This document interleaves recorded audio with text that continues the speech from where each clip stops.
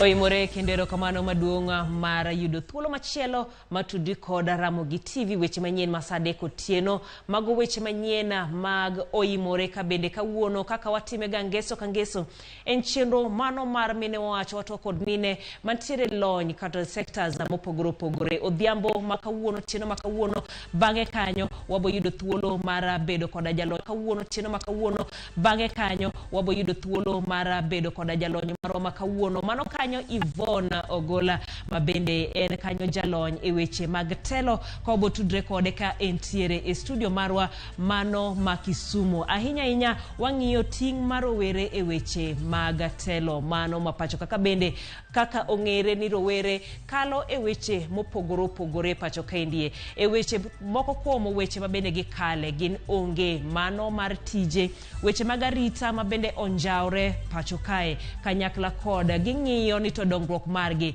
dhi bedo kodgi machalo nade to seche moto kod rowere kata watwake weche mag rowere kod weche mag telo wang'iyo kidienje mopogore opogore mag rowere mantiere pacho ka kidienje mokwongo gin mago mabende wacho ni gin rowere magin joiye gin jogo mabende ong'eyo kaka piny owacho tiyo obed mamalo kata mago mag counties kendo ging'eyo weche mabende timore e iye kanyo ero mago mag piny owacho machielo kidieny machielo gin rowere go magin jolony e weche mopogore opogore ahinya wachore ni jogi eki gin mago mabedo machiegni kod josiasa ka bende giyudo chudo matin maka kod kacha mano kuwuok kuom jotelo kata josiasa go ka wadhi e kidieny machielo mano marowere gin rowere go eko mabende ok deo mago gineno ni piny owacho ok deo gi ka bende giwacho ni duondgi ok winj kata bende pachgi ok kaw kamogik gin rowere go magino wuon ogideo gi weche mag telo ogideo gi weche mag piny owacho ka ahinya iboyudo ni magi thothgi gin mago mag jomamine obotwaka e wikidienje mopogore opogore mago mag jomamine gi kimano kochopo kindego mabende watwake wi rowere kanyakla kod telo ka bende gisani mondo wadonja e weche manyien masani wang'i mago kata moko kuom wechego mabende wamiyo pek bidhaa zingine ambayo tutaanza kuacha yale makampuni ambaye wanatumia vibaya. Kweth mar Azimio oramo ni gidhi nyime kod ng'anyo e wi pek mar ngima kaka wuono gitero romo margi e kaunti ma Narok. Hii kelele yote, hii fujo yote, hii maandamano yote si kwa maslahi ya Wakenya. Jatend migawo mar lweny Aden Duale oseyo ng'anyo mag Azimio kowacho ni gin mag geng'o wang' jopiny kik fweny mibadhi e sirkal mokalo. Ng'ato chielo wito ngimane e monj motimore maralal mana seche machuok kapok jatend migawo mar arita olimo gwengego.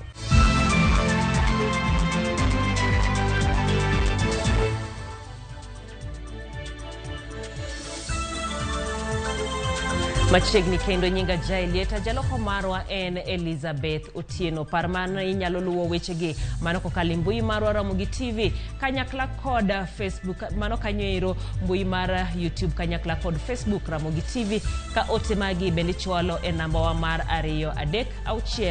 236 ka wachake ni riwruok mar Azimio ochwalo romo maggi e kaunti ma Narok kendo kwayo oganda jo-Masai mondo sirgi lwedo e chenro mar kelo lokruok e pacho kae jodito Azimio dwaro ni jatend migawo mar arita odwok kwe e gwenge ma North Rift kalaore kod johera mag Azimio matimo ng'anyo mamuol. Jafumo marwa mar weche mag siasa Chris Owino oluoro romo makamano e kaunti ma Narok kendo losonwa report machal kod ma. Juma achiel motelo ne ng'anyo maduong' mar Azimio e bore Nairobi, riwruok mar Azimio ote romo margi e gwenge mag Ewaso Nyiro kod Ntulele e kaunti ma Narok. Ogai mar Azimio kod jodito mamoko okwayo oganda jo-Masai kod jo-Kenya duto mondo riwre kod tarik 20 dwe mar adek higani e kelo lokruok. Nataka nyinyi nyote siku hiyo, nataka nione ile taifa ya maa ikimiminika Nairobi, vile unakuwa na shuka na rungu wakiingia kule ndani na wakisema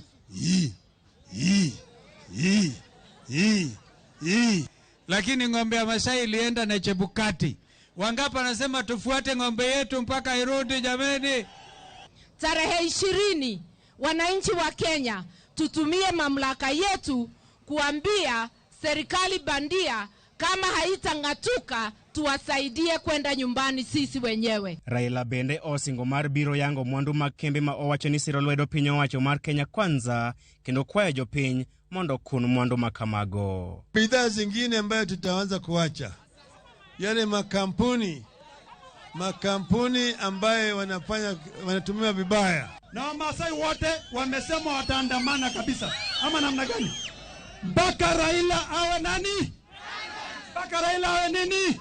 Jotelo go bende owuok tung' mosuo kod jatend migawo mar arita kwe Profesa Kithure Kindiki kaginyise mondo ket maino mage e kedo kod jokuoge jamni e gwenge mag North Rift kar buogo Azimio. Kwa walinzi wote, nyinyi ni ndugu na dada zetu. Muko na shida kama mwananchi wa kawaida. Hakuna unga bei nafuu ya mtu wa jeshi au ya polisi. Wewe unaumia kama mwananchi. Mwisho tumesema ile IEBC hiyo lazima referee achaguliwe na timu zote. Azimio bende ogolosie mager ne piny owacho mar Kenya Kwanza ewi chenro mar mako seneta ma Narok Ledama Ole Kina kaluwore kod chung' mare motegno e rito ombulu mag Azimio e karomo mar Bomas of Kenya e kinde lando duoko mag yiero mar tend piny. Wakimkamata, mimi ni wakili, Kalonzo Musyoka ni wakili, James Orengo ni wakili, mawakili wote wa Azimio, hata Senator Sifuna ni wakili na hata Ole Kenta ni wakili. Sisi sote, hata Wamalwa hapa ni wakili. Sisi wote tutafuatana kwenda kuokoa Ole Kina. Ameshindwa na magaidi 20 hapa Baringo, wanazungusha yeye kama mtoto mdogo. Wezi wa ng'ombe wamemshinda. Atawezana na watu 1,000,000 kuingia State House? Kindiki atawezana na baba kweli? Muko tayari kuja Nairobi? Kowuok e kaunti ma Narok, Azimio koro dhi bago romo machielo e kaunti ma Mombasa odiochieng' makiny ka gichomo e kaunti ma Kilifi chieng' wuok tich juma manyien. Chris Owino, Ramogi TV. Jatend migawo mar lweny Aden Duale oseyotenda Azimio kuom ng'anyo ma bende gichwalo e gwenge ma pachoka. Duale wacho ni tend Uhuru Kenyatta nopong' kod mibadhi makoro jo Azimio temo umo e ng'anyo mage. Duale bende tudo jatend piny machon Uhuru Kenyatta kod ketho ratiro mar oganda kod rocho uchumi ma pachokae. Jatend migawo no omedo ni jo Azimio nomayo jo piny Kenya omenda e kinde yiero mokalo kuom chenro mag dongruok ma olieko ni ok ne dhi konyo jo Kenya.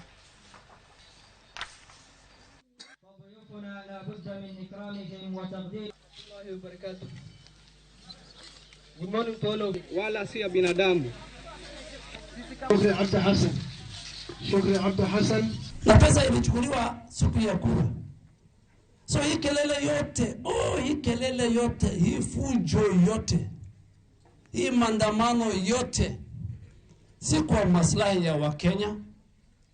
Ni maslahi ya watu wachache, and they know the crimes they have committed against the citizens of this country. So they are in panic.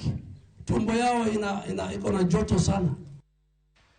Kaluo Duale eni gavana machon ma Migori Okoth bado oseyo jatend kweth ma Azimio la Umoja Raila Odinga kuom luongo ng'anyo e pachoka. Obado bende okwedo Raila kuom kumo jo od bura manolimo jatend piny William Ruto e kar jot mare. Chieng' tich abich e kinde manoromo gi jo Migori, Raila nokwedo jo od bura ma Uriri Mark Nyamita kod nyawadgi Marongo Paul Abuor kolongo gi ni gin andhoke kuom tiyo gi piny owacho mar Kenya Kwanza. Obado medo ni joluo ikore mar tiyo gi sirkal mar Kenya Kwanza ka koro Ruto osegwelo joluo mathoth e kombe mopogore opogore.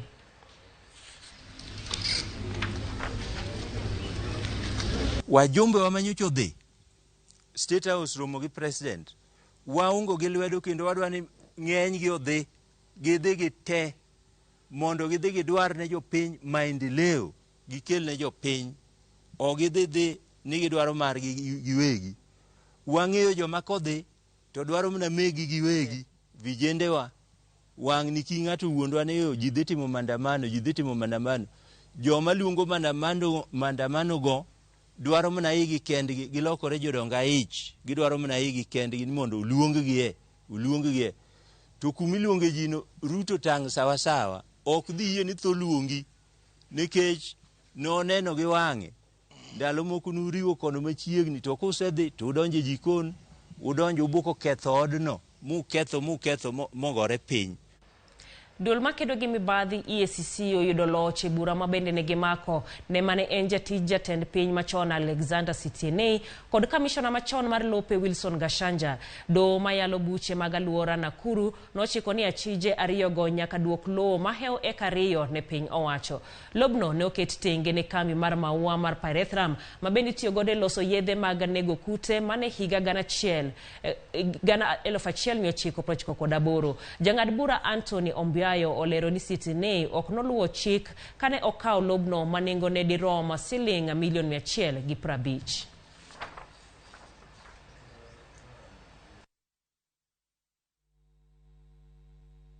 The title deed held by the said Alexander Sitienei was declared null and void, and therefore the same is supposed to be referred to the government, and the beneficiary here, the major beneficiary here is the Manyien or the public, the members of public, because this property now is going to be used by the public. Jiario owito ngimagi kama moko yudo hinyruok mokel koda jokuo jamni e gwenge ariyo mopogore. Ng'ata chiel nonegi e gweng malonge wene kaunti ma Samburu, kama chielo nonegi e gweng makayole mantiere kaunti ma Laikipia. Magitimore e sama jatend migao mar arita Kithure Kindiki olimo kaunti mano ma Samburu. Chuny jopiny medo gudo e counties mamonj masaka sa imed time kod jokuo jamni. Jonjorego kasani ochako monjo gwenge moko e kaunti ma Laikipia otieno manyoro. Moyo.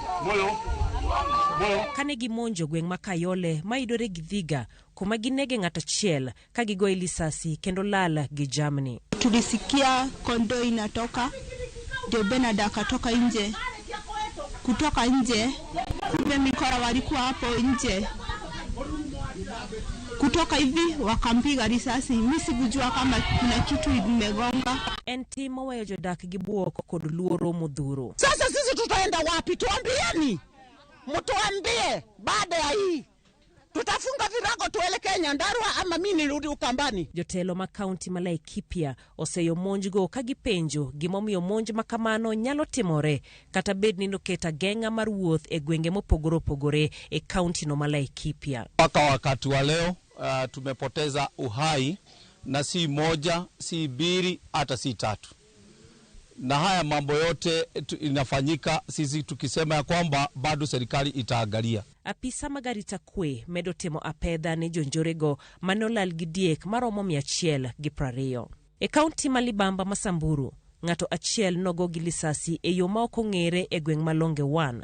Lipot wacho ni miyono ne ogo bunde gi obila e kinde mane gitimo apedha ne jonjore. Ilifanyika, askari wetu walikuja hapa wakasema kuna mbusi walipata hapa ambayo ilikuwa ya wisi. Baada ya kusujui mafurugano gani, sisi tumesikia tu mama amepigwa, umeona marisasi ile ambayo imelala hapa. Obila go ne luonda chkwana jamni mabende poko yangi mande jonjorego okwalo e gwengno. Magitimore e sama jatend migao mar arita Kithure Kindiki timo limbe e gwenge mopogore e kaunti ma Samburu mar manyo kaka itieko weche mag njore. Jotelo mawuok e sub county Manyakach e Kisumu County kamotingo Senator ma Kisumu kod MCAs Manyakach oramo ni gibiro medo e tiyo kanyakla gi piny owacho mano mar Kenya Kwanza mar neno ni gichwalo dongruok mowinjore ne jodak maluorano. Millicent Odhiambo nochopo e romono manobedo e gweng Manyakach kendo miyowa mathoth. Golo why committee is not a problem. Why you work committee go te mwadonga na kuota kama negative. To maduong mogik ne nyaka dho am konye jowa. E lab school primary makogola mayudore ward ma Central Nyakach, oganda ne oyoro karomgi, ermomani obagi, kod jotendgi, mar to akotenore, kod weche mag chwalo dongruok. Jotelogo no singo, mar kelo dongruoge mopogore, kama oting'o, loso apeini, bero weche mag pur, tieko midhiero mag nok mar pi kod teko stima, rido weche mag arita e alwora no, e kind mamoko. Wabiro wacho weche mag dongruok nikech wang'e ni ka onge dongruok to dhano ok nyal dak maber. Dong mano ber. To koro sani eri ka wan kaka wan jotendu wabiro nyisou ni wan jotelo mong'e sheria mong'e chike dong mana dier wang'eyo ni e leadership kaeri nitie national government gi county government donge national government nigi 85% 15% of resources kende ema bedo devolved bire counties donge ber koso rach ka wakwayo kony koa national government emomiyo nwariwo wiwa kanyakla kaka MCAs mawuok Central Nyakach ka, North Nyakach, West Nyakach, South East and South West. Kwa kalo kuom ndalo marwa ma en Senator mwaluoro Professor Tom Ojienda. Mondo wadwa kel dongruok koya malo. Wadwaro nondik nyithindewa e tije. Sani nyo indiko Forest Service Officers. Ne wakawo jomoko mondo water kuno ma nyithi Nyakach ka e. Mano nikech we recognize the government present today and we are willing to work with them mondo shuru ming'adi kacha oduog piny ka mondo konyi. Omiyo kama koro chope ni wadadhi omo gimoro amora minyalo om e sirikal moro amora mondo kel ka okonyo ogandawa. Wawinjore. Omiyo nyaka uikru kwayo mosekel kaego mag pi, mag tije, mag ndara, mag skunde, wadhi make sure ochopo ka. Gimedo kwedo gi chir weche ma osebedo ka fungore ni gidare duond buch ODM ka gilero ni gin kanyakla kata kamano gibiro dhi nyime kod tiyo gi piny owacho e cholo dongruok ne oganda. Wan teka wan kaeri oyierwa gi ODM party dong mana dier kendo mane party ma wantie dong mana dier onge chama moro mwasewacho nwadhie dong mana dier chuny okuyo unge kaka election nyo bedo mama Raila Amolo Odinga donge donjo neno to koro wanind bi bundi wa matin manyo malo kucho wakel ka tu neno ka jomoko chocho wa kucho joma nigi chidongo moko ketho nyingwa ni wan jo UDA tok burani ada wuodho gi kachiel e udi timno ok chak timre kamoro amora nyaka chikae Nuyiera Karombu, Nuyiera leaders gite, gotiko mar ODM. We recognize, we respect the party. We respect our party leader. But that will not stop us from developing our wards. That will not stop us from bringing development from the national government. Jodak ne yudo pok mag chiemo kaka yor kedo gi midhiero mokel kod nengo ngima ma oidho e nyasi mane oyuore bende gi jongolo Prince Inda kaachiel kod Aquino Chogo. Millicent Adhiambo, Ramogi TV, Nyakach, Kisumu County.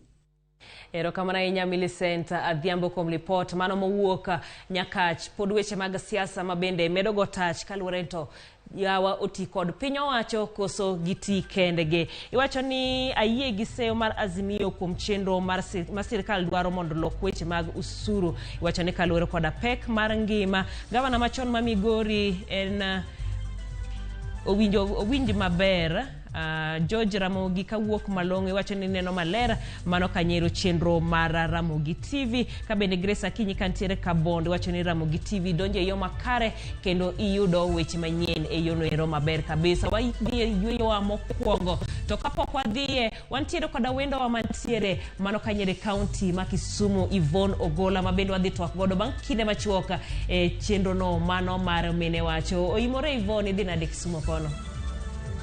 OIMORE Jael, adhi maber Kisumu. Erokamano ahinya, wabo tudre kode mano kanyero bang'a ka wasewuok e yueyo kik idhi mabor. Emine wacho kawuono wamenyo ting' rowere e telo ka watwak kod Yvonne Ogola. Username Investments presents the domain Kisumu along Kisumu Mambo Leo Miwani Tamak Road starting from 399,000. SMS the word dollar to 20321 or call 0725 000 222.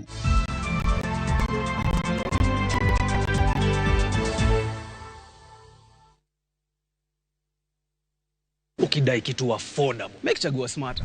Call Chinia One Bob to all networks. Free calls to Airtel plus 20 minutes to all networks. Make Chagua smarter na tubonge all net 20 bob for 24 hours. Dial *544#, subscribe. From Nairobi's trendy street food kitchen to the bustling sounds of Accra's nightlife, A 1, a 2, a 3, a 4. to the lovely streets of London, you wouldn't trade anything else for such an amazing infotainment. This is where the magic happens. Viusasa brings you a cocktail of nicely blended new series Afrimax. They can be superheroes in an African context. With Viusasa, you don't just get entertained, you also get informed. All glasses have inherently different compatibilities to each other. There is so much entertainment on Viusasa. This is definitely the place to be.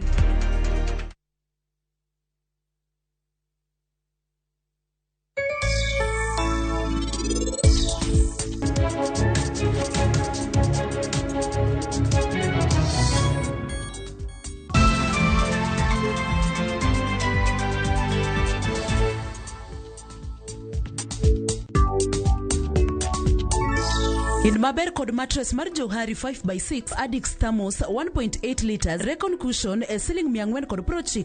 Kopia Harden Tea An 10 liters mabiro kod sukari kila chiel manono kowuok kopia kalam muma manyien pan mar chapat kod mwandu mamoko nengo mogonyore. Kopia Maisha Rahisi. Kenyans are winning big on shopbaki.com. Bet on these games now and enjoy highly boosted odds. Not for persons under the age of 18. Betting can be addictive. Play responsibly. Shopbaki.com is authorized and regulated by the BCLB. License number 416. Shopbaki.com.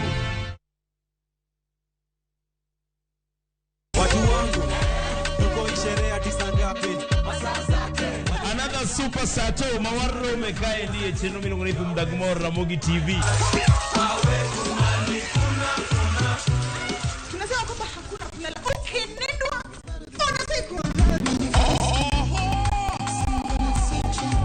Tupige sherehe kwa ploti kwa niko nini? Neno mar morlilo kuma tiere no kako.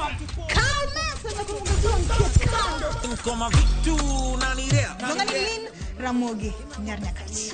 Nungani kolo kolo instrumental. Etum dagmor. Geso kangeso sangwen tieno. Mana Ramogi TV.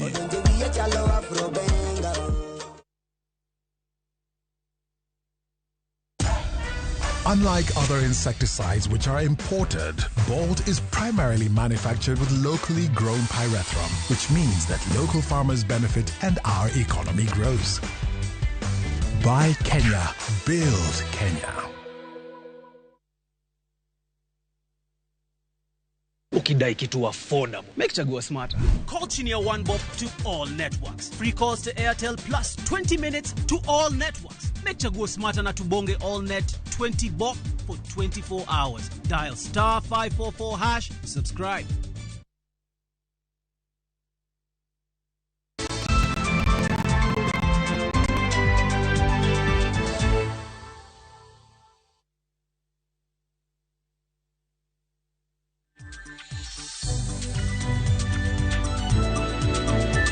Erokamano makare koma duogo kendo mar bedo kodwa e chenro ni mano mara mine wacho kabende odiechieng' ma kawuono wantiere e chenro ma bende watwake ma en rowere kod weche mag telo. E studio ma Kisumu wantiere kod wendo malo ma bende en jolony weche mag telo inya weche mag rowere iluongo ni Yvonne Ogole county ma Kisumu OIMORE machiegni. Erokamano kuom tudri kod Ramogi TV odhiambo masani. Yvonne winja kapo ni winja inyalo kawo thuolo ni mano mara moso joneno dhiambo masani kapo kwa chako. OIMORE amor jael kabedo e studio kawuono iluonga ni Yvonne Ogola. Yvonne Ogola wuok e county ma Kisumu kendo Yvonne Ogola en jalno mamiyo kendo an gi nyode ariyo. An jalony e weche mag dongruok mag joma rowere kachiel kod joma mon kod nyiri mani luongo ni leadership and governance of young people kendo alony kabisa kende weche mag health mag joma nyiri kachiel kod amine miluongo ni sexual reproductive health and rights kendo amor kane studio kae kawuono mondo walalre e weche mag yudhe kachiel kod kaka gin giting e weche mag dongruok mag kuonde mongore sana kuondego ema sebedo katiye. Erokamano ahinya. E kinde ma bende ne wachako chenro nitiere kidienje mopogore opogore mag rowere ka ng'iyo rowere e telo ka jomoko wacho nitiere jogo man gin joiye jogo mong'eyo kaka piny owacho tiyo, sirikal tiyo, e dho jomoko giboluongo gi ni cartels. Bende wantiere koda jolony ma bende ahinya wuotho gi josiasa. Kaeto nitiere kidienje moko ariyo ma jogo ma wacho ni ok odew gi weche siasa to gi mago ma ok odew donjore gi weche mag siasa. Sama itiyo e gwenge kata kisebedo kitiyo gi rowere, ere kaka unywako jogi duto te? Erokamano Jael kuom swali mipenjo no. Iyudo ka nitiere jok mayudhe mane iluongo kaka cartel, gin jok mane nie tie josiasa kata ndalo kapod gimanyo telo. Tiyudo ka nitiere rowere mamoko gin koro gionge gi tudruok kindgi gi josiasa mane obede telo sani. Koro wan yo ma wariworego kodgi nikech nyaka wati kod jogo manie telo. Kata ka waonge kodgi machiegni nyaka wati kodgi. Koro gima watimo, wa reach out to wanyisogi ni mae gima joma vijende dwaro, to kani manyo kura kendo kani manyo telo, magi gik mani wacho ni bro timo ne joma vijende. Koro wabedo piny kaka joma rowere, to waketo wiwa kamoro achiel, to wandiko needs magwa mwadwaro mondo leaders gi otimnwa. Koro wan ok wadew jogo mane tiendgi, wan wamanyo gi kachiel kod evidence or data mar gigo ma wadwaro kaka vijende, to wanyisogi ni wan magi gik mwadwaro mondo konywa mondo wa align. Emomiyo iyudo ka ng'enyne wadhie processes ma already exist kaka wanyiso rowere mondo bede governance or county government planning cycle kaka budget making. Koro ok warit ni ng'ato wachonwa, wadhi kendwa to wawacho kendwa. Koro mane yo mwasebedo kwatiyo godo. Wanyiso rowere mondo gin ma mondo gimany spaces gi kik girit mondo ng'ato luong gi e mesa. Gibede mesa kanyo seche ma ji chiemo. Ing'eni bende sami wacho ni rowere mondo obed pinye, obede twak kod kata county government kata budget making process. Nitiere rowere moko ma bende biro penjore kata wacho ni gin ogihero weche mag siasa, ogihero weche mag telo, mano owene jodongo. Rowere ma kamae, ang'o minyalo timo? Gere kaka inyalo jiwo gi ni weche mag dongruok, mag telo, mag siasa owinjo bed ni gibende gikawe okang'? Jael, mano thor wach ma wang'eng'ne kaka wan vijende ma watie Kisumu County Working Group under Youth Alive Kenya, mane gik wasebedo kwatime community. Wang'iso rowere ni bedo ni okidhi ir jasiasa, bedo ni okidwar participate gik siasa, at the end of the day gik siasa nyaka affect ngimani kaka ng'ama kijana. Koro wapuonjogi their role in meaningful youth participation, kwa jiwogi ni obedo ni nitie challenges magineno. Samoro yudo ka gi participate to duond gi ok winji, gi participate but their voices and their needs are not included meaningfully. Koro yudo ka chunygi ae, alafu yudo ka samoro iwacho gani joma yudhe are not participating. Mano is not true. Joma yudhe nti moko participate with their own their other reasons. Koro yudo ka wan wang'isogi ni ochuno nyaka wa participate, nikech kata kok wa participate weche mag telo, to at the end of the day wan ma wadhi e community to wayudo ka gigo mwadwaro kaka joma tindo ok wanya yudo. Wan mwa kwadhi e suptende kaka nyithindo manyiri ma pod tindo, wan mok wayud gigo mag thieth ma wadwaro kaka joma nyiri, wan mok wayud gigo mwadwaro e sikunde. Koro yudo ka wapuonjogi their role in public participation, especially a budget making, nikech wa change the narrative. Osebedo gani wacho nok gidwar dhi to mok dwar dhi adier, but koro watemo the narrative mondo wa encourage mondo gi participate in budget processes, kendo wapuonjogi ni budgeting en ang'o, to ere machakore tere madhi mbele. To kata kamano bende Jael, wawuoyo gi village admins sana gi community leaders. Koro yudo ka gimiyo wa youth platforms. Sani yudo ka engagement mar youth idho malo sana kuma watie kaka jo Kisumu County Working Group under Youth Alive. Ing'eni bende sami wacho wach mar budget to ng'ato bo penjore ni e weche duto tema bedo ma rowere nyalo donje. Ang'o miyo budget ema uketo mbele ahinya e weche mag governance duto te? Ang'o miyo wach mar budget ni ema nyaka rowere koro kawe okang'? Jael, gimomiyo waketo weche budget mbele en ni gimoro amora moko bede budget mar county obede weche thieth, we suptende ma wan godo, obede weche ndara, obede weche security or insecurity, obede weche mag dongruok mag yudhe kaka nyalo yudo pesa mondo gitim go their businesses. Ka ok obede budget to onge gima nyalo timo. Jael nchako ka the process mar ginene loso CIDP 3 third generation mar Kisumu County koka chal ka gimorumo nikech document no pok obedo publicized mondo youth oyude. Iyudo kano kin ng'ama kijana ma ibede process mar wacho prioritizing needs man wadwaro kaka vijende nikech CIDP manchil ilosono en motingo projects temi the team for the next 5 years mar governor ma wan go sani. Koro iyudo kanidwaro kata ni mondo losnu pap moro ma nyithindo nyalo tuge to nok wache ndalo no. Tiyudo ka katibi kode mana koro bang'e tiyudo ka soye kanyo nyalo bedo shida nikech gi refer to the CIDP ka gidwaro loso annual development plan. Koro gimomiyo wawuoyo wach budget kabisa nikech gimoro amora matimore mar dongruok mar rowere kata dongruok mar gwenge mwadake nyaka obede budget. Koro seche mar rowere take part a budget making process kendo gidhi public participation chakre seche mitimo CIDP ka ADP nyaka sibrop magitieki nyaka kagiluo oversight roles maging'iyo ni be gik mane wawacho timore to ok wabineno dongruok moro amora ni vijende. Koro budget process madhi mbele go nyaka jomatindo bede nikech mane gima miyo gik magidwaro nyalo chopo. Kwadwaro good health nyaka wadhi mane budget process. Kwadwaro dongruok mag nderni osuptende, kwadwaro mondo wabed gi security, wadwaro floodlights, kwadwaro ni sikunde obed gi books, wadwaro nondik jo health service providers nyaka wadhi mane budget. Koro yudo ka budget ni ema county timo go dongruok tema jomatindo dwaro. Koro Jael mane momiyo wach budget is very key for the young people. Ingeni bende ok wanyal seyo rowere ahinya kaponi ok kaw duondgi kata ok winj duondgi nikech bende tend counties gibende gintiere koda rochruok kata piny owacho mapacho kendie gintiere gaps kata rochruok maka kod kacha mabende mono rowere kata mondo kaw duond rowere gin kaka mage to gin yore mage mabende inyal tim mondo koro din gi godo.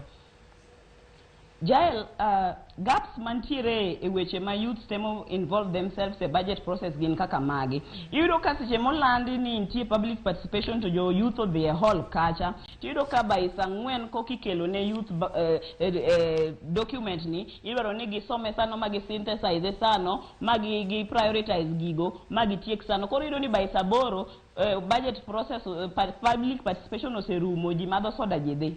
Mokuongo onego bedni jomatindo yudo documents mag budget gi chon kapok public participation oromo. Mar ariyo, nitie kaka wanyalo meaningfully involve youth koko chuno nyaka wakelo tesego.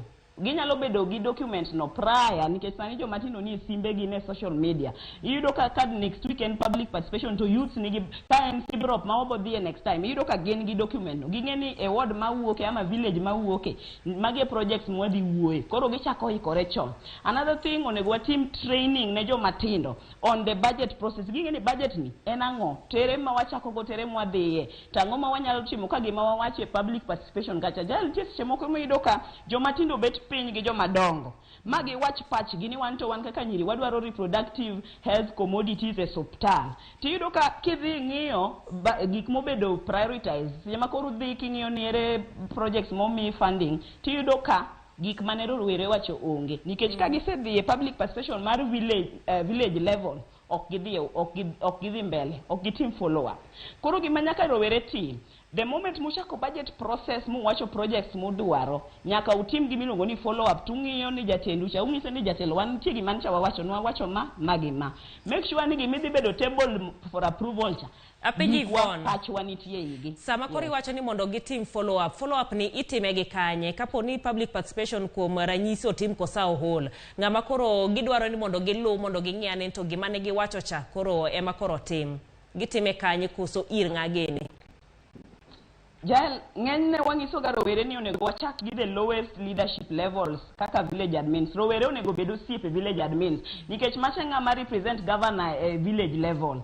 Koro kisengi bedo siep village admin ni nyalo mi information moro amora midwaro kaka ka ipenje ni ero nwase propose gikwa gi sub county public participation nungde timore iluo sub county public participation then kibire next next public participation ingeni owuok ga mokwongo gigi gin process emo miluongo ni process kibire document ni ibo yudo ko relate gi document mokwongo cha koro oversight ama follow up gitimo by ngama lungo rowere public participation we lungo kawuoni lungo ngane to next time uonge koro the way wanyalo follow up when ni kawabedo gi consistency in mobilizing participants especially the young people in this public participation process so that somebody flows with the rhythm of what was started initially. Then secondly kuneno ka projects ma upropose okon bedo included the document ma idhi tigo to koro nitie gik moko munyalo timo unyalo ndiko ne county through the county secretary uwacho ni wanto gima kamae no wandiko to kwane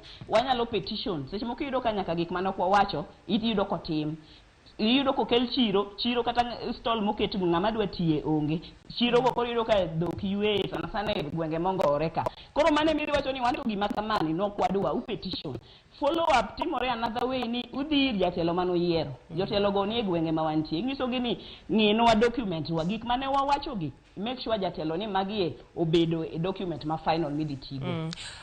Yvonne ngato orona otekendi ka bendo penjo ni to weche mag public participation nyaka nywak ji te kamoro achiel kuom ranyisi wacho no dhie public participation kotemo wuoyo to nyise ni en nyathi matin omi thuolo ne jodongo penjo mopenjo ni to inyal tim public participation gi rowere kendgi kato jodongo miwacho go bende kendgi. Jala nyalo duoke ni sani we need intergenerational unity. Wadwaro intergenerational unity. Ochopo kama koro nyaka wawuogi jo madongo mondo gi incorporate jo matinde weche mag dongruok gi telo. We are not leaving anyone behind kodoke weche mag public participation kendo en role marwa kaka jogo ma olonye weche mag civic education kachiel kod weche mag telo leadership and governance mondo wa sensitize the community especially the different generations the older generation gi the younger generation mondo wangi kaka wanyaketo pachwa kamoro achiel en adier ni jo matindo kitingo badi kata public participation to imi dakika 3 kata dakika 2 to gimi wacho no idhi ndike lakini onge ng'ama dhi kawe seriously to chako discuss about it ibo yudo ka young person wacho ni wan wadwaro contraceptives e health center inono king'iye tindiko piny to ka ng'ama bet duongo wacho ni wan wadwaro ndara moro mokadhe tok dala ng'ane tinono ka wach ndara ni yiwe kabisa yiwe wach ndara ni kabisa nikech giwegi magidhi bede nyake PMCs madhi loso ndara ni gin giwegi magidhi bede tenders madhi bede ndara ni but an gima temo wacho kata seche ma engage gi jo matindo e gwenge matiye angiso gini kata itimango atutanyamazwa. It is our role to participate in county planning cycle. It is our role as young people to participate in budget process, to participate in public participation.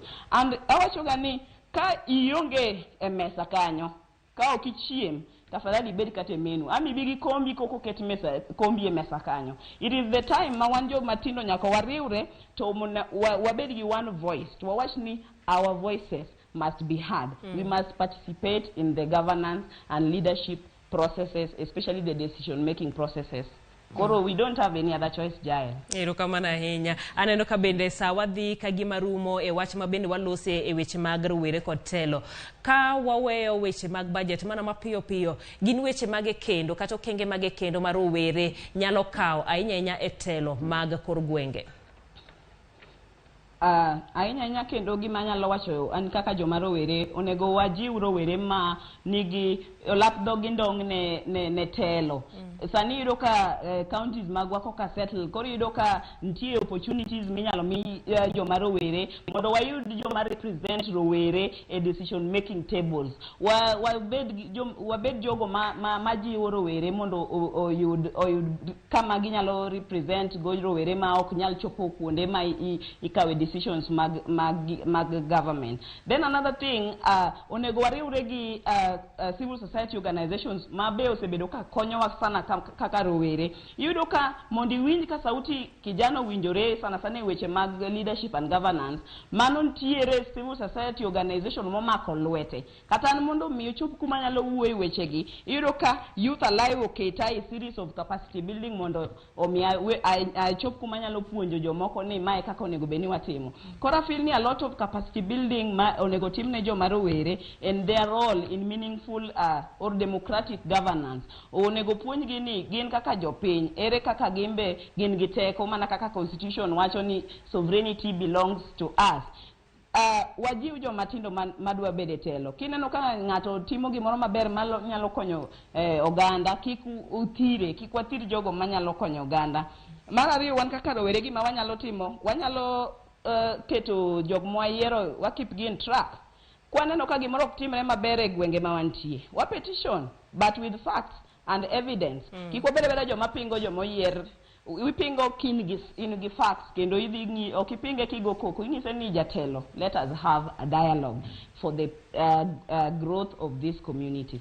Koro mane gima feel ni wanyalo timo kaka joma tindo for now nikech yiero no setim sani ji oserumo. Koro sani en mana nyaka jok mano yiergi manyaka wati godo.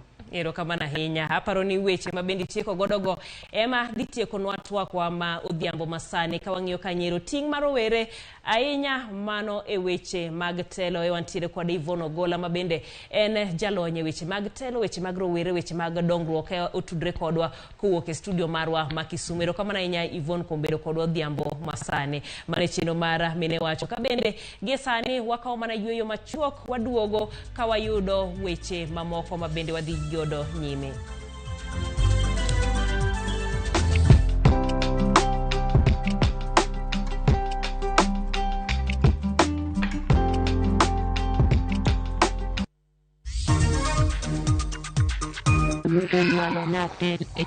Chieng' moro nerano nyisa ni anind kode mondo ayud nyathi manyako mondo achak minwa. Miyo moro yudo thieth Narok kowacho ni anyuola ne nomonje mowang'e nikech notamore riwre achiel kod nergi. Username Investments presents the domain Kisumu along Kisumu Mambo Leo Miwani Tamak Road starting from 399,000. SMS the word dollar to 20321 or call 0725 000 222.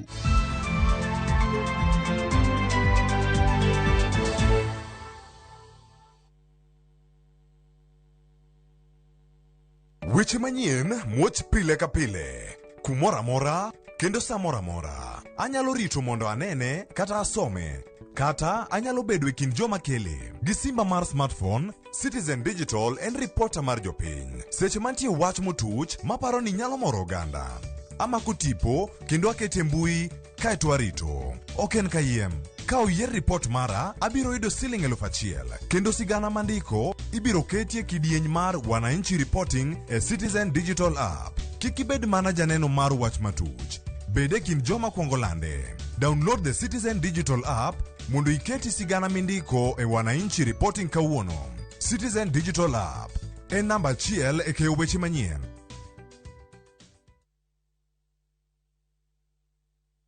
Ukidai kitu affordable, make chagua smarter. Call Chinia 1 bob to all networks. Free calls to Airtel plus 20 minutes to all networks. Make chagua smarter na tubonge all net 20 bob for 24 hours. Dial star 544 hash, subscribe.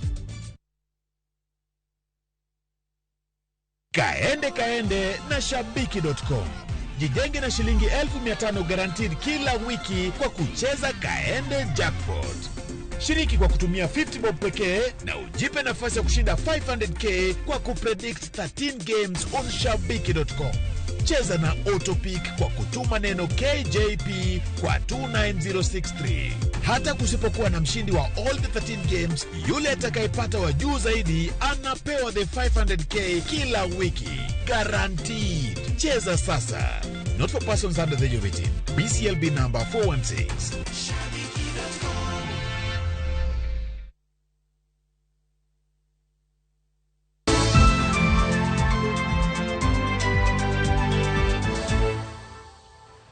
Machegni kendo obilo chako nonro mano mar yango gund rawera moro mawachore ni noa e piny Uganda bang' kane omonje kod nergi. Nyadendi no yudo thieth osiptal maduong' ma Narok ka lakteche ochano pim e wi adhonde mabende entiere godo. Ento odieko ni nergi ne owang'e ka bende notamore bet achiel kode. Dano Londe nitiere gi mathoth e lwenje ma kit chwech mabende medo yudo nyidendi pachoka. E od thieth ma Narok Referral Nyadendi ni kao thieth ka en mabor kod anyuolane ma owacho ni odak Soroti e gweng' ma Muda piny Libamba ma Uganda. Rawerano ma jahigni 21 wacho ni okwanore jahawi bang' tony e lwet nergi mane omonje. Olero ni jumbe machuok mokalo nergi notemo bambe gino mowacho ni notamore kaito nergi nogoye mochweyo wang'e. Awuok Soroti, Amoda. Mama na notho ka ja klas 2. Kaito nachako dagi nera nikech en mane odong' kaka minwa gi wuonwa. Nyadendi no machalo mapod nigi dang'ne mar paro wacho ni ne oringo molal ne anyuolane ndalo 4 tok mony mare. Bende olero ni nergi ne dwaro njawe e yo tieko kwero moro manyuonde chwalo. Bedo ni en nyathi achiel wachore ni nergi ne dwaro riwre kode achiel manyuolo nyithindo mamoko mondo med gundune. Chieng' moro nera nonyisa ni anind kode mondo ayud nyathi manyako mondo achak minwa. Natamora ma achako gonduru. Sama nagonduru nodeya kotera kitanda. Eka ji nobiro mokonya. Laktar Brian Omocha ma thiedho nyadendi no yango ni en kod adhonde ma ok ong'ere ka olero ni gibiro medo timo ne pim. So far we have examined the wound. It looks septic and the plan is to debride her today so that we can continue with proper wound care management. She'll take about 5 days, then we'll discharge her through the police where she'll record a statement. Jasamaria moro moyangi kaka Victor Odur emano kwanyo nyadendi no mochwale od thieth. Kile niligundua kwamba wananchi wengi wakiona mtu ambaye hawamuelewi hawataki kuhusika naye. Let us be our brother's keeper. Kwa vile hata baada ya wengine kujua kwamba huyu ni Mganda, unapata kuwa katika hali hiyo kila mtu alishika nafasi yake. Kama mtu ni mpishi na amejua kuna chakula ilifaa kule, anapunguza yake anamwekea. Mimi hivyo tukawa sasa tunafanya hivyo. Ekinde ma nyadendi no yudo thieth Narok, obila ma Kenya kae timo nonro mar yudo tiend wachno kendo konyo e duoke lwet anyuolane. Diana Ulonde, Ramogi TV. Chanjo mar tuo malaria e kaunti ma Migori koro chak chiwe sub counties mamoko 4 e kaunti no. Kabendi jiwo jonyuol mondo ter nyithindo mantiere kind dweche 6 kod higni 2 mar yudo chanjo mar kedo gi tuo no mar malaria. Mendi luwo ni Migori en achiel kuom counties ma tuo malaria landore ahinya. Jojuma nigi mathoth. Tuo mar malaria en achiel kuom tuochego ma pod kawo ngima mathoth e piny Kenya. Kaunti ma Migori en achiel kuom counties mar maboro mayudore e nam lolwe ma osebedo kod kwan mamalo mag oganda ma yudo tuo mar malaria. Malaria en achiel kuom tuoche ma kelo thoge mag nyithindo sana e region miluongo ni Lake and Embic region. Counties mamoko gin ma oting'o Homa Bay, Kisumu, Siaya, Busia, Bungoma, Vihiga kaachiel kod Kakamega. Lipot yango ni e kaunti ni ma Migori kwan oganda maromo 21% pod gamo tuo mar malaria. Bang' ka ne otim nonro kendo Kenya nobedo achiel kuom pinje me Afrika mano otimie nonro mondo one ni malaria vaccine nyalo tiyo mondo kony e geng'o tuoche mag malaria kuom nyithindo ma higi pokoro mabich. Kaka yo mar kedo kod malaria, migawo mar thieth chiwo chanjo mar geng'o kendo gayo malaria e sub counties 26 ma yudore e counties 8 obende nitiere e alworano ma nam lolwe. E kinde ni ichiwo chanjo e sub counties 6 ma Migori ma oting'o Nyatike, Awendo, Uriri, Rongo, Suna East kaachiel kod Suna West. Ne ochak program ni e sub counties 2 mane Awendo kod Nyatike manochakore 2019. Osebed kitime ma bang'e to koro jo WHO noyie mondo wakaw sub counties mamoko. Wayudo ni doses mokwongo ji nobiro mang'eny kabisa kawo yath mar dos mokwongo mar malaria moloyo dos namba 4 monego bed ni ne giyudo ka nyithindo oromo higni 2. Koro challenge ma waneno kanyo en ni mine ne ng'eny ne ywak ni ndalo momigi between dose mar 3 ga 4 ne gikawo 15 ekidwaro ni mondo giduog giyud the fourth dose. Mano ne koro miyo ng'eny mine nok bi maber ahinya. Chanjo ni mar malaria koro geto nyithindogo ma e kind dweche 6 kod higni 2. Dose mokwongo ichiwo ka nyathi ja dweche 6, mar ariyo ka nyathi ja dweche 7, mar adek ka nyathi ja dweche 9, to mar ang'wen ka nyathi ja higa 2. To ma ok ofulo ni ka nyathi osekalo higa mar dweche 6 ok nyal chake dose. Sani wachako dose 1 ka nyathi entiere e higa ma e kinde mar dweche 6 nyaka higni 2. Koro nyithindo te mantiere e age cohort ni wakwayo ni ka jonyuol oyie onyalo kelo gi osiptal mondo mi gichaka process mar yudo dose namba 1 nyaka gibitieki gi dose namba 4 ka nyathi en ja higni 2. Ni mondo jowa okawe kaka achiel kuom gino monego watim mondo wageng' nyithindwa ma malaria nego e gweng'. Thoth ji kawo nyithindo nitero ka jota gitero kuom jonyaluo, to ka nyathi winjo ka nigi liet kata nyathi neno ka tuo tere osiptal opime mondo ng'e nang'o machame. Migawo mar thieth e kaunti ma Migori ojiwo jopiny mondo oter nyithindo e chanjo mar malaria. Bende gikwayo oganda mondo giti kod yore mamoko mar geng'o suna bende lando malaria kaka manoero maninde bonet ma uthiedhi. George Juma, Ramogi TV, Migori. Ka oro medo tieko geno ne jopith jamni alwora ma Wajia, piny owacho jiwo jodak mondo odonje pur kaka yo mar resruok. Jagoro mongirore migawo mar pi kod chenro mar kwayo pi e puothe Paul Rono nyotimo limbe e puothe mikwaye pi e alwora ma Habaswein. Ijiwo jodak mondo kik ket mwandugi duto e pith jamni kendo gichak puro puothe ma oyange ni nigi lope ma omeo. Ray Polo nigi ler mathoth.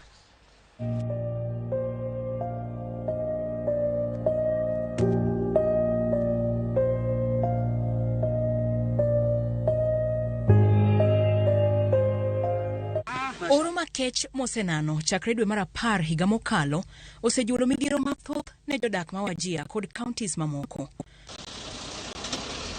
Oro masilili medo yweyo jamni ka jodak bende medo dar ka gimanyo pi kod chiemo e gwenge moko. Jolony to wacho ni lope mani alworano omeo mak mana ni gin kod riyo mar pi. We have a fertile land, we have water. It's only us to change our perception, mentality, work hard together and see the way forward. Riyo makoro piny owacho kuom tudruok kod riwruoge moko temo tieko mar bero pur e alwora ma nyandwat ma ugwe mar piny Kenya. Jagoro mongirore e migawo mar pi kod chenro mag kuoyo pi e puothe Paul Rono nyolimo puothe ma weggi kuoye pi e alwora ma Habaswein kendo yango kisima e alworano. Rono wacho ni piny owacho chano kunyo yawo madongo mar neno ni jodak ochoko pi manyalo konyogi e pur kod chenro mamoko e ute kata e ohandgi. It is a clear indication that if the government will go ahead and make sure that the mega dams are constructed and we also drill boreholes in high-yielding places, then we'll be able to support the communities to grow their crops and also for both domestic and also for the upmarket. Kaluwore kod lokruok mar kor lwasi momiyo oro pod lich, ikwayo jopiny mondo odonjie pur kendo oti kod pi man machiegni kodgi e kuoyo puothe mar nyago cham malong'o. This drought, livestock is not the way to go. Agriculture is the best way to go. This is a sleeping giant. It's not only horticultural food crops that can grow here. Cereals like maize, sorghum can also grow here. Alwora ma Habaswein nigi puothe ma ji opure cham, alode kod olemo mopogore opogore. So Kenyans have to see that also northeastern people can go farming. And today you can see the reality. We have different types of fruit. This is palmogram. We have citrus fruits. We have green grams. We have maize. We have onions. All sorts of vegetables and fruits. We don't want to beg every year in, year out for donation from other people. We can feed ourselves, Wajirians for Wajirians. We can feed the rest of this country. Ijiwo jodak mondo yar badgi e pur mar reso midhiero mar kech ma osiko nurogi e kinde mag oro. Ray Polo, Ramogi TV.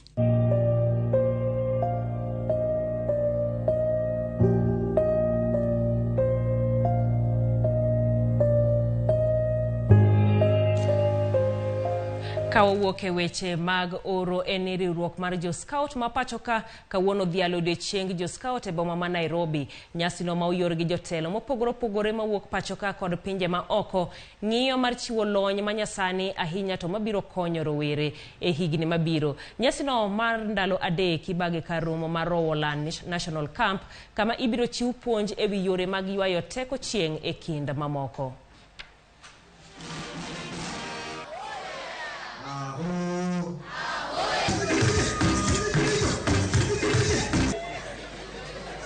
Thank you. And looking at the theme for this year's Africa Scouts, we will have the flag parade. Today, Africa is Africa Scout Day is a very unique event because way back in 1995, the African Heads of State found it fit to set aside a day, and to be very specific, the 10th of March of every year, and day to celebrate the achievements the Scouts have made in the development of their respective countries, and by extension, of course, the entire continent. I would say for Africa, this is a very important day. And then, first of all, I would like to acknowledge the African Union who dedicated this day for the recognition of what Scouts have been able to do in contributing to the development of the continent.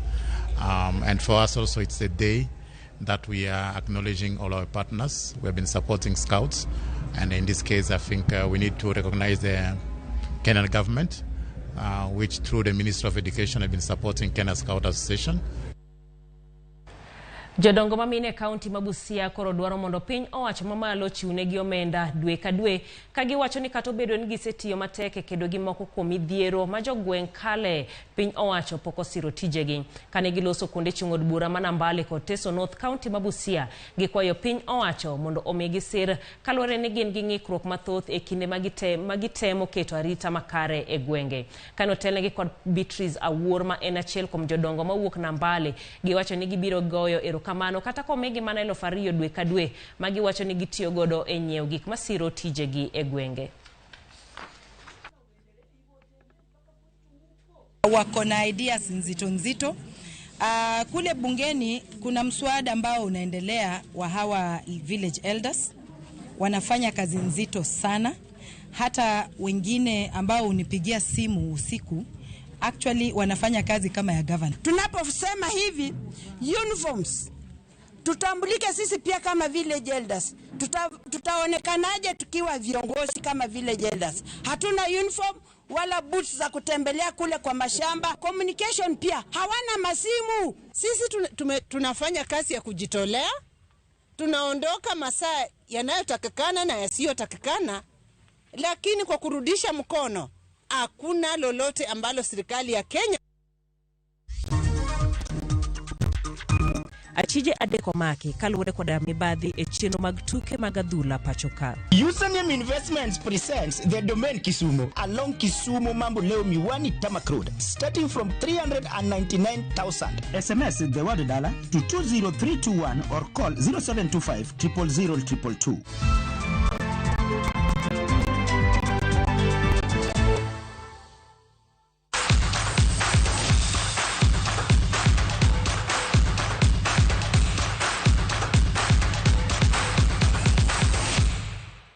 Club man Nairobi City Stars owuok amodhi gol achiel kuom achiel gi club mar Sofapaka e tukadhula League maduong' pachoka manobagi e lap mar Waraka Grounds. Club man Nairobi City Stars nokongo yudo gol margi e dakika ma 48 kokalo kuom jatugo Samuel Kapen, kapok club mar Sofapaka yudo gol margi e dakika ma 75 kokalo kuom jatugo Rodi Manga.